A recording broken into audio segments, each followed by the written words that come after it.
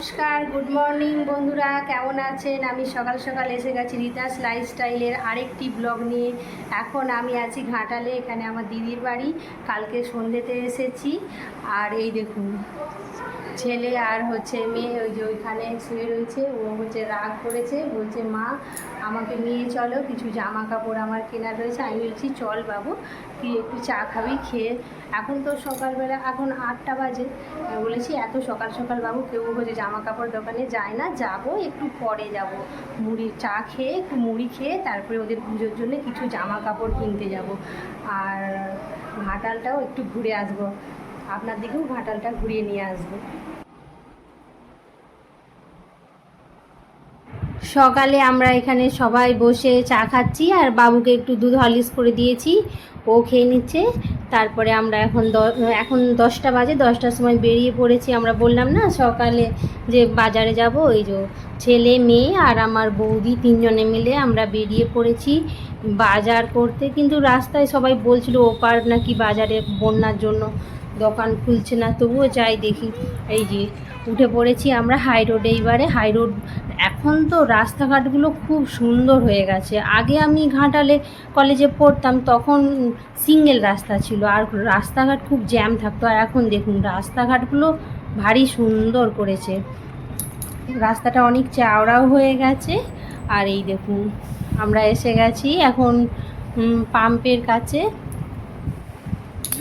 আর এই দেখুন চারপাশটা দারুণ সুন্দর লাগছে না? আর আমার ছেলে বারবার বলছে মা তুমি কোন কলেজে পড়তে, আমাকে দেখাবে দেখাবে, কোথায় ঘাটাল হাসপাতাল সেটা আমাকে দেখাবে।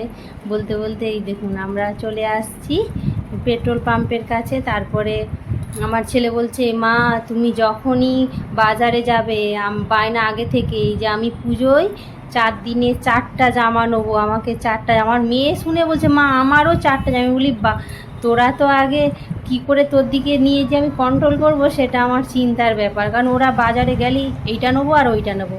আর দেখুন এই যে বাম দিকে দেখতে পাচ্ছেন ওটা হাসপাতাল, আর এই দিকে যে ডান দিকে হলুদ রঙের যে বাড়িটা, এই যে এটা হচ্ছে রবীন্দ্র শতবার্ষিকী কলেজ। এই কলেজেই আমি পড়তাম আগে। আমি যখন এখান থেকে আমি গ্র্যাজুয়েশন করেছিলাম। এই দেখুন আমার মেয়ে তো বলছে মা আমি যখন বড় হব তোমার ওই কলেজেই পড়বো, তার এখন থেকেই আবদার ওই কলেজে পড়বে ও। এই দেখুন এরপরে আমরা এসে গেছি কসমো বাজারে শপিং করার জন্য। আর বাড়িটা ভীষণ গরম, প্রচুর রোদ্দুর। আমরা শপিং মলের ভেতরে ঢুকে পড়েছি। বন্যার কারণে মলগুলো প্রায় খালি খালি দেখছি। আমি ভাবছিলাম খুব ভিড় হবে, বাচ্চাগুলোকে নিয়ে কী করে সামলাবো। এসে দেখছি না, খালি রয়েছে, কারণ এই বছর অনেক বৃষ্টি হয়েছিল তো ওই জন্য। আমার মেয়ে দেখেই বলছে মা আমি আমার যতগুলো পছন্দের জিনিস হবে আমি সবগুলো নেবো। আমি তুই চুপ থাক বাবা। এখানে এই দেখুন প্রথমে এই জামাটা নিয়েছি, এটা হচ্ছে আমার বৌদির মেয়ের জন্য নিয়েছি। তারপরে ওই সাইডে আর এইখানে দাদাগুলো বলছে ভিডিও করা চলবে না, তবু আমি মাঝে মাঝে একটু একটু করেছিলাম। বেরিয়ে পড়েছি, বাইরে ভীষণ রোদ, এখন বাজে পুরো 12টা বেজে গেছে। এখন আমি আছি ঘাটালের বাস স্ট্যান্ডে আছি। আর আমার ছেলে মলের ভেতরে তো খুব কান্নাকাটি করছিল, আমার এক্ষুনি আইসক্রিম চাই, আমি গরমে থাকতে পারছি না।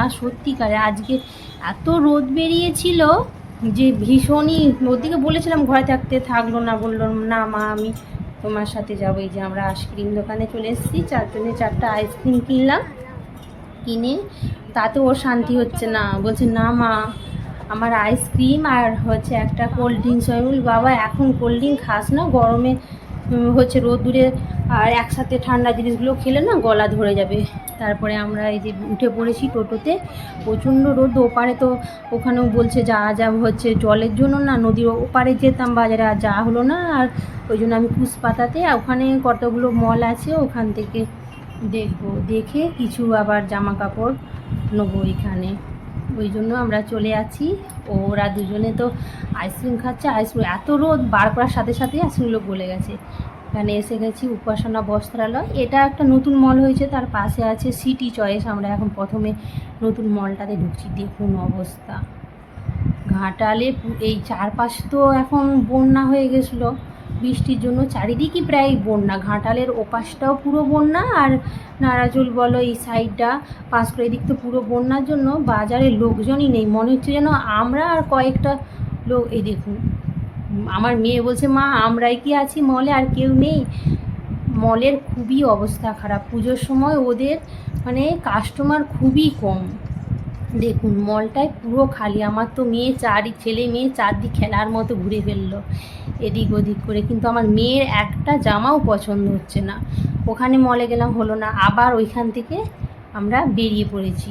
বেরিয়ে বলছি ওরও আর ভাল লাগছে না, রোদে অনেকটা ঘোরা হয়েছে তো, দুপুর টাইমে আমরা বেরিয়েছি। ওরও বলছে মা আমার মাথা টিপটিপ করছে। আস্তে আস্তে